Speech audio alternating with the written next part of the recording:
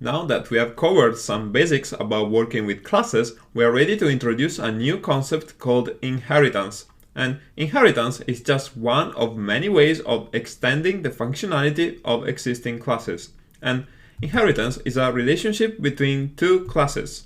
So to explain this, let me open up a diagram.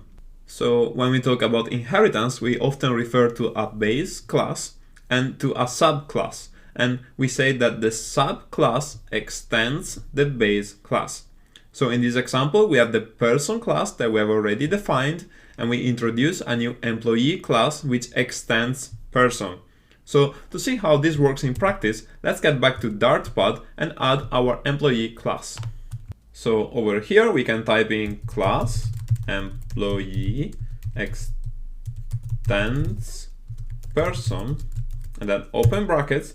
And we want the employee class to have two member variables defined like this: final string tax code and final int salary, like this. And as we have seen before, we need to add a constructor to the employee class.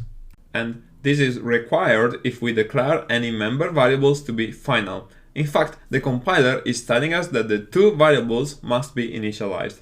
So let's add a constructor, and here we can type in employee and then open brackets and then open curly braces, and here we can type in this dot tax code and this dot salary, and that makes the compiler happy.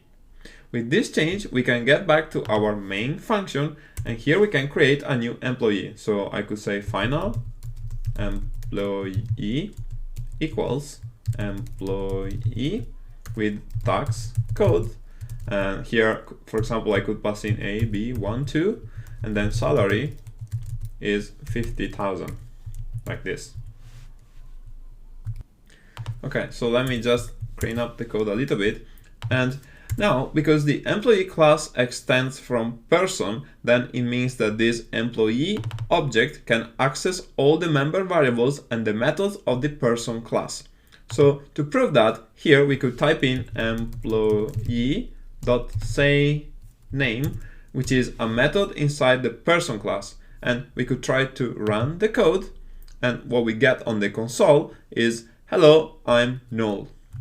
And the reason for this is that even though employee extends person, we don't actually pass any variables to the constructor of the person class when we create a new employee.